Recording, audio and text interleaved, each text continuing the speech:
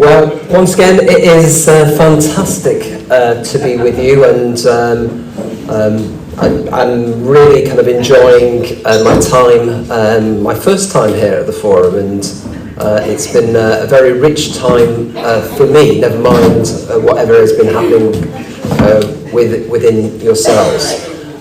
This morning, what I want to try and do is I want to really take you again to probably the latter part of my story, or where I am right now. I wrote 3 books: Unlocking the Growth, Creating a Culture of Invitation, and then the third book is Invitation to Heal.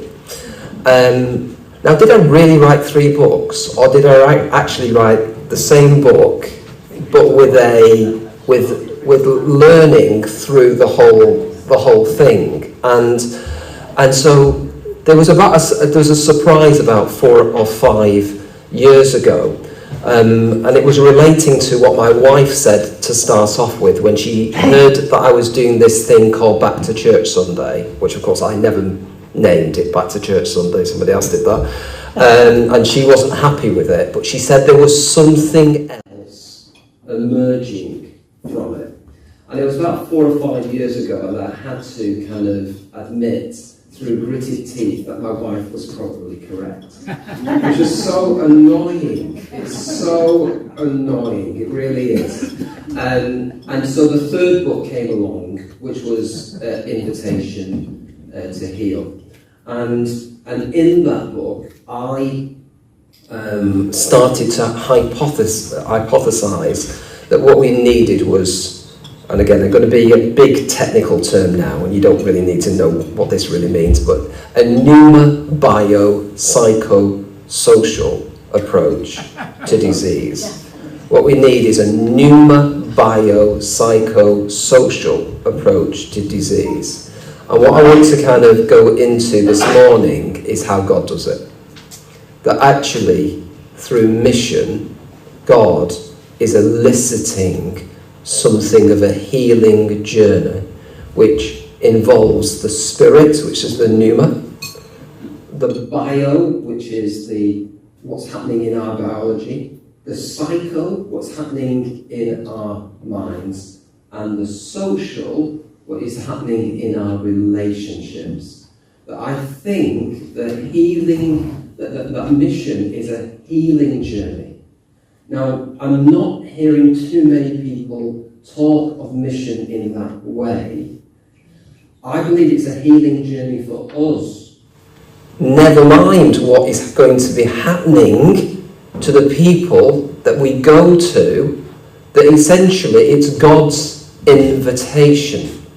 And it's God's invitation to be included once again in God's family. Can I have the next slide, please, Matthew? And so the verse for today that I really want to just concentrate on it is the verse in Luke 4 when Jesus sets out his mission statement. Very familiar, to us all, but let me read it again.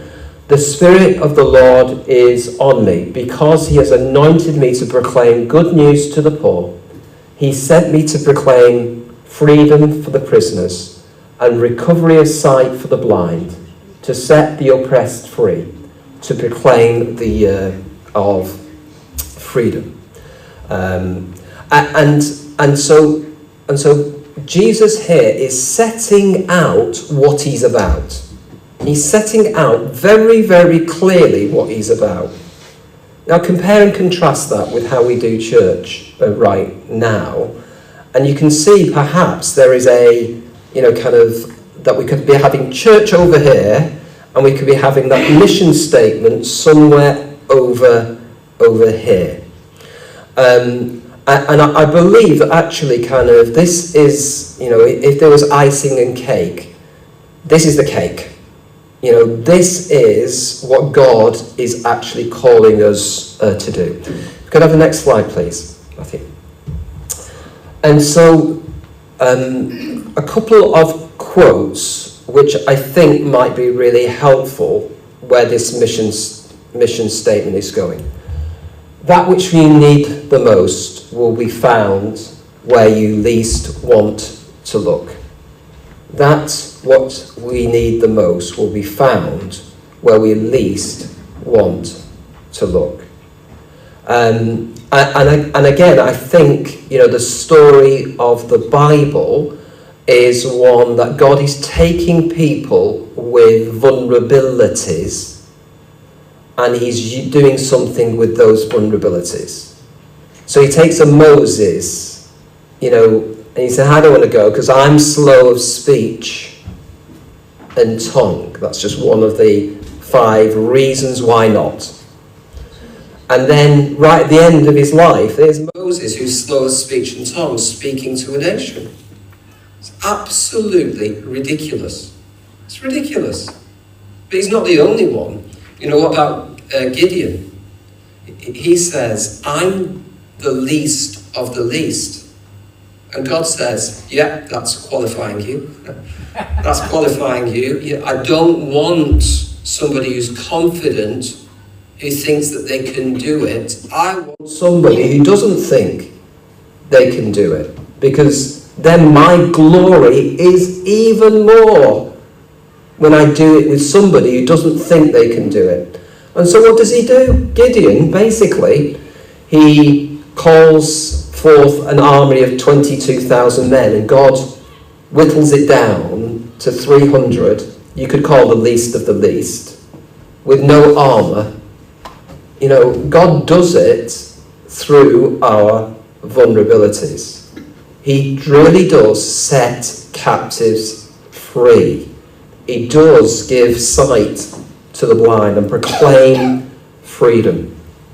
Next slide, please, Matthew. And this is a quote from Henry Nouwen. "The gifts of life are hidden in the places that most hurt." The gifts of life are hidden in the places that most hurt. So I just really wanted to kind of start off with what it is I think I found on this journey. Next slide, please. And next slide. Now, the other day we discovered in those reasons that we don't invite, if you remember, somebody said, when I asked, "What are these thoughts saying and are they true?"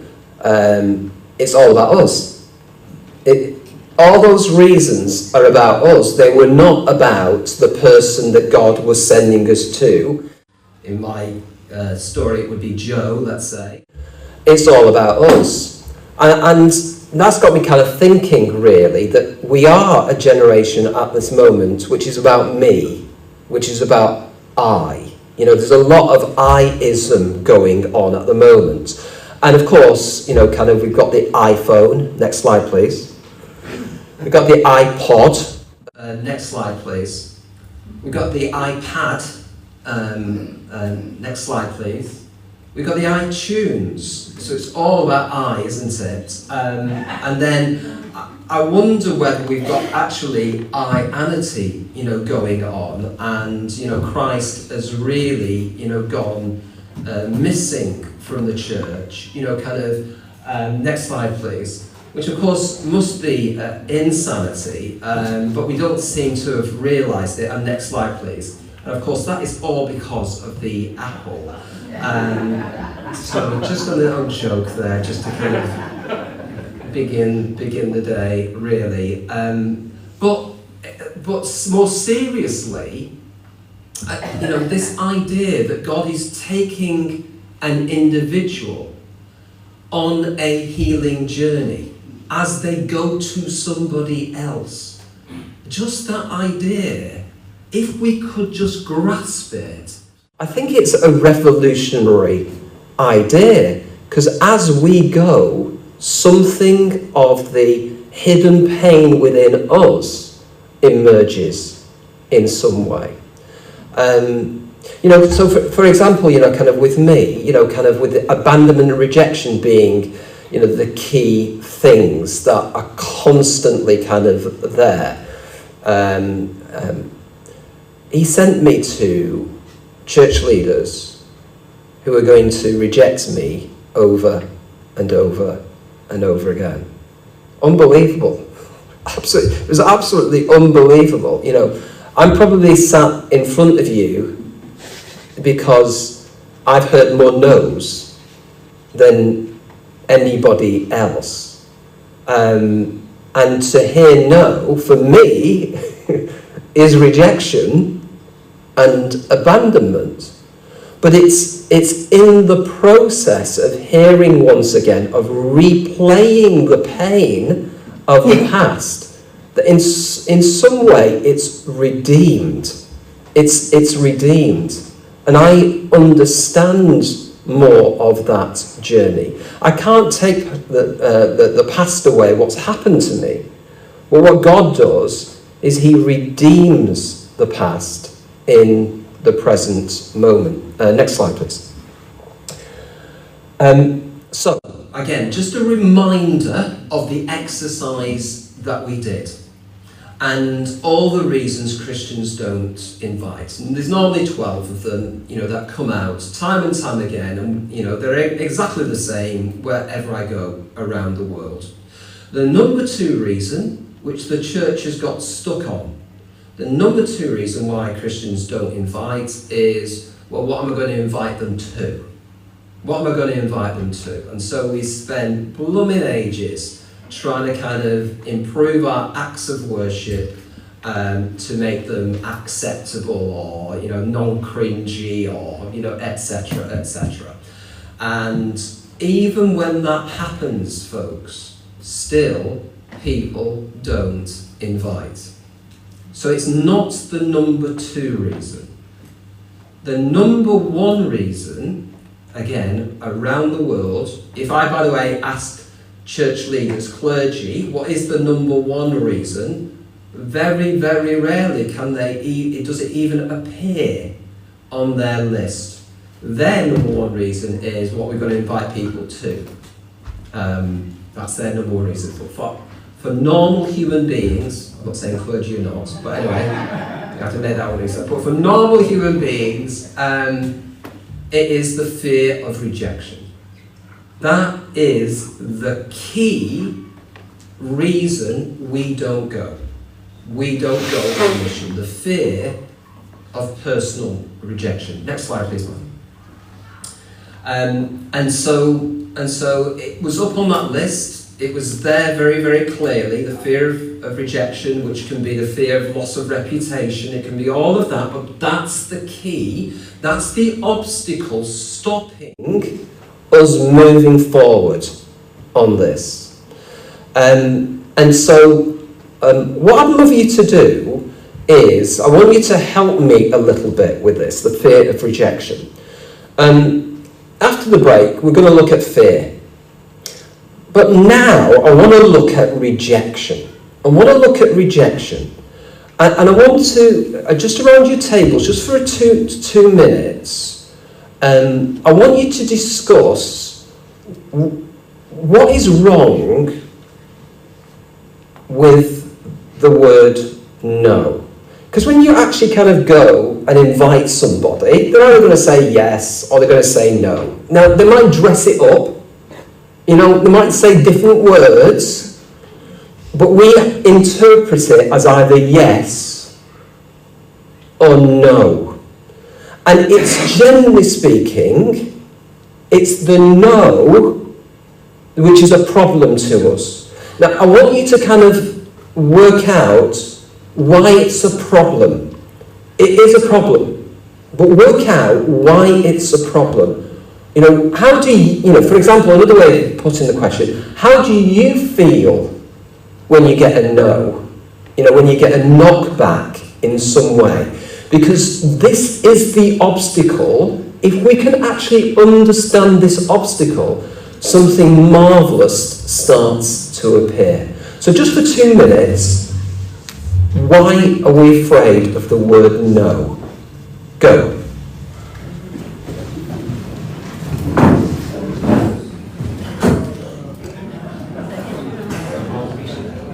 Give Roman Catholic, and died in the war Roman Catholic. Fear of change. Well, that's what they should be in the church. No, I want to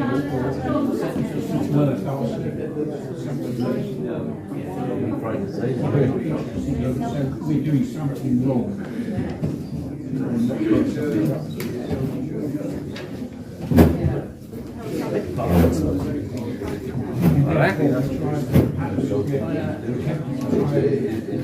Somebody's got to do it. Change. But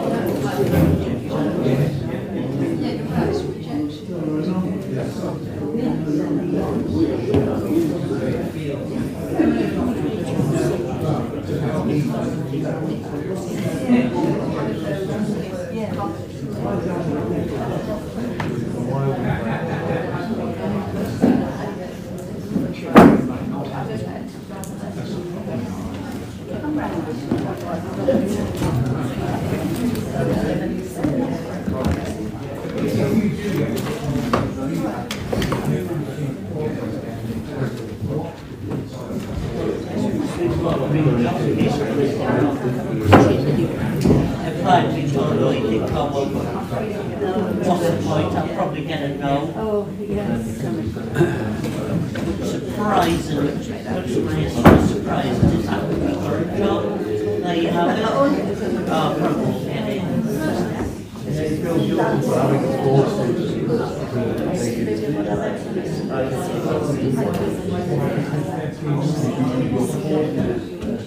I think that's what it is, yeah.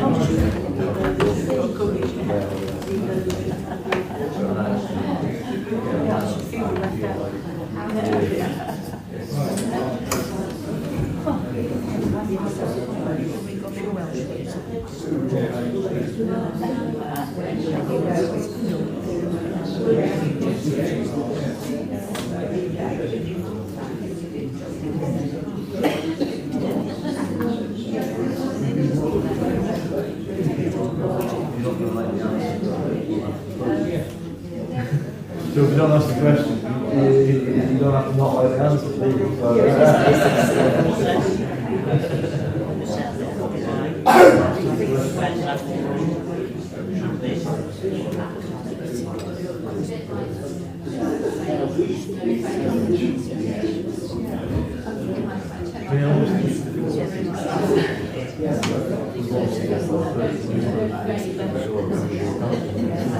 We're going to do the next church secretary, we're going to do the next, whatever, you know, it's like, you know,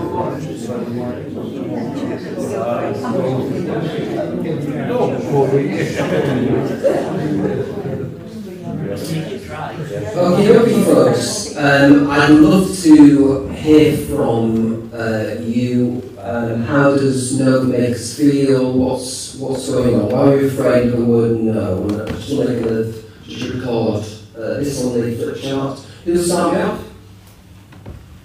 Yes.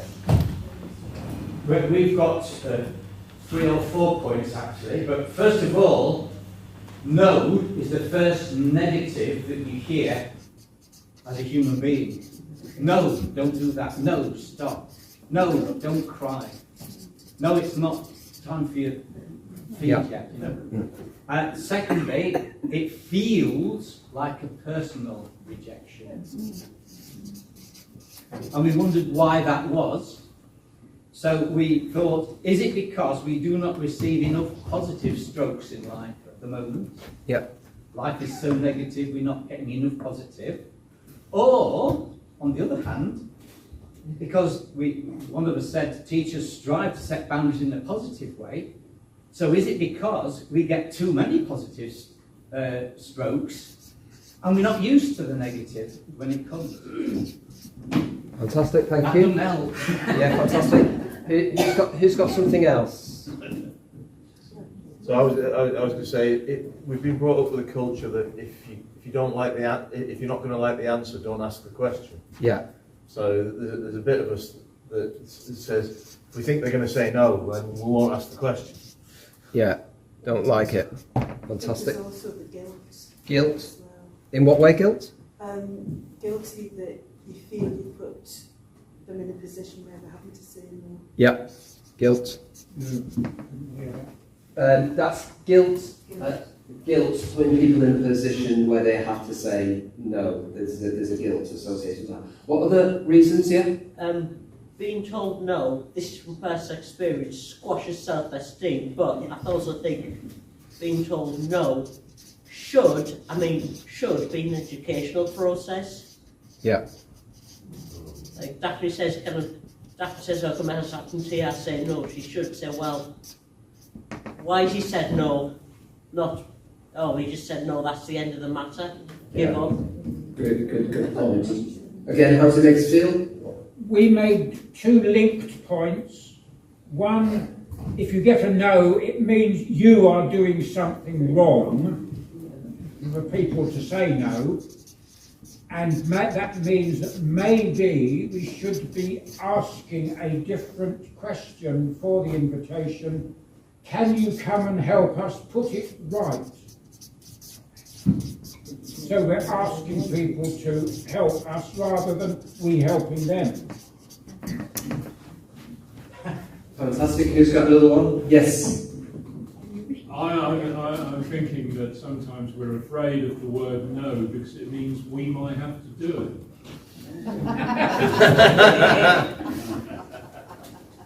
it. Just explain just a little bit more, Matt. Well, sometimes we're trying to get other people to take responsibility from us, whereas God might want us to do something. And we're actually, sort of, if they say no, I'm going to have to do it, aren't I? Yeah. I'm going to have to get on and do this, which is something else I'm frightened of. Yeah. And we're being taught to learn how to say the word no as well, aren't we? Yeah. Is it not a conversation starter point? So, conversation starter point.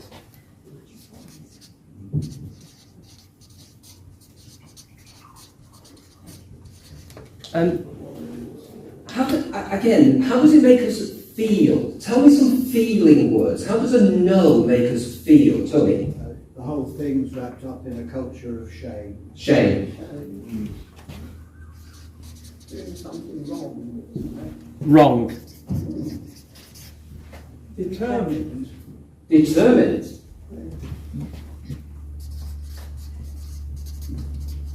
Okay. How does it make us feel? People do not have a vision of the church as it was probably years ago, not as it is now. Mm-hmm. Yeah. But how does it make us feel? Yeah. If we get a not no? very good. Not good. Not very good. We're Excellent. not answering the words. Deeply hurt if it's your faith which you value that they are rejecting. Yeah. They're not rejecting you, they're rejecting your God, your faith. And that surely hurts you at the deepest level. Deeply hurt, yeah, absolutely. From a different denomination, I have a friend who's a Roman Catholic. I won't come to church. That's very, very that's Roman Catholic. Won't come to church. Just where I'm URC. So what's that going to do with me? He's I don't just for quite Roman get- Catholic service. I'm used to the URC service, and one is very, very dry, and the other is like a hymn sandwich, as my mother So you would call expect it. him to say no? Well, I'm good to try. Fantastic, thank you. Tony? A colleague of mine in chaplaincy at Nottingham University said URC stands for Unrepentant Roman Catholics. Yes. Are we only allowed to hear the word no, or can we hear the story after the word no? Story after word